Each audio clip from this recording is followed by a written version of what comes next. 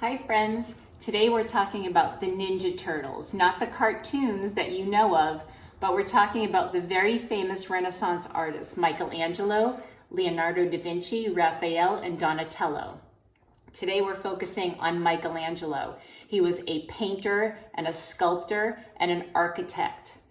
And we're focusing mainly on the Sistine Ceiling right now. The Sistine Ceiling was located in the Vatican City, and it was painted by Michelangelo. And he started out painting with some of his friends, and he was so concerned about the quality of the painting that he fired all of his helpers. It took him 4 years to complete the Sistine Ceiling, and it had lots of pictures of figures from the Bible. And in the center of the room, it was a pretty big room, in the center of the room, there was the creation of Adam. He saved that part for last because he was practicing, almost building up his skill with these frescoes. That's when he painted on plaster. So he wanted to make sure that he did his very best job in the part of the center of the ceiling.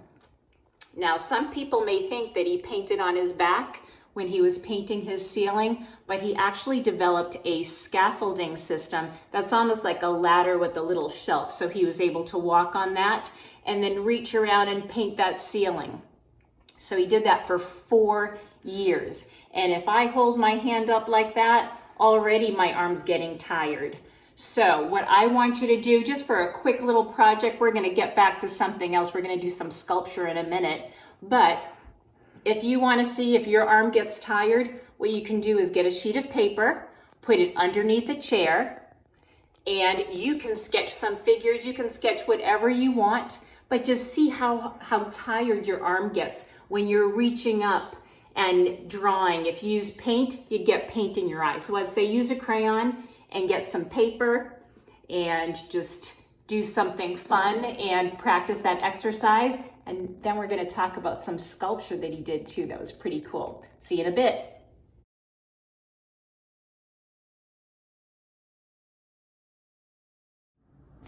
Michelangelo was also a very famous sculptor.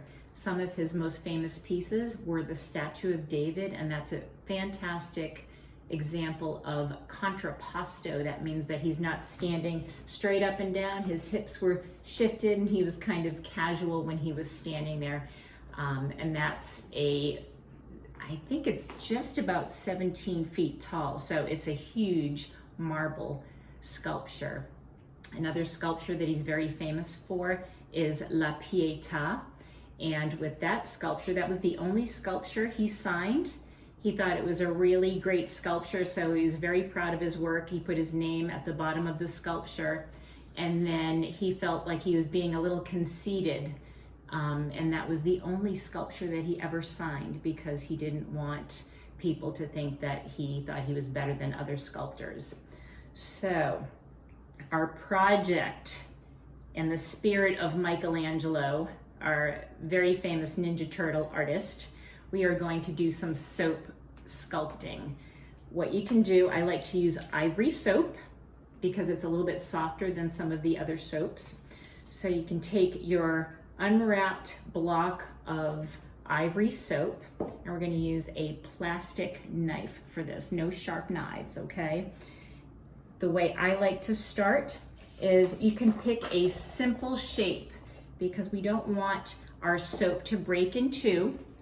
We don't want to waste anything because this will be something nice that you can use when you go and take your showers this week. So I have a few simple shapes that I can suggest: a heart, a fish, maybe a doggy bone or a football. And I want to go with a fish. I take my plastic knife, watch out for your fingers, and I'm going to score my design into the bar of soap. So you're just going to lightly scratch into the surface. Okay, and if you can see that, we have a little fish shape in there. And then you can start to carve away. Makes kind of a mess, so you can see I have some paper down here. You carve it away. And whoop. And you get from both angles, and it smells really good in here. And you can use those soap shavings too and take a bubble bath tonight. So, okay, can we start to see that fish shape? So we're gonna cut away. I'm gonna have to vacuum after this, guys. It's a fun project. Good, clean fun, right?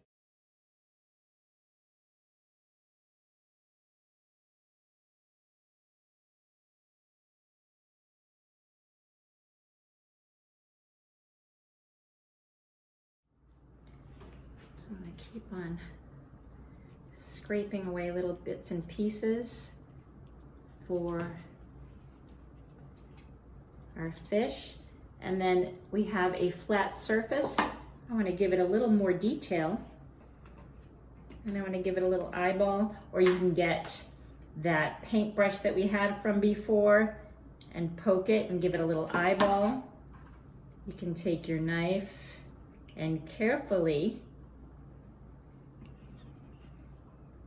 add some detail to the tail. You can see that. Okay, and smooth it off. And then, what else can we add? Do we need a fin?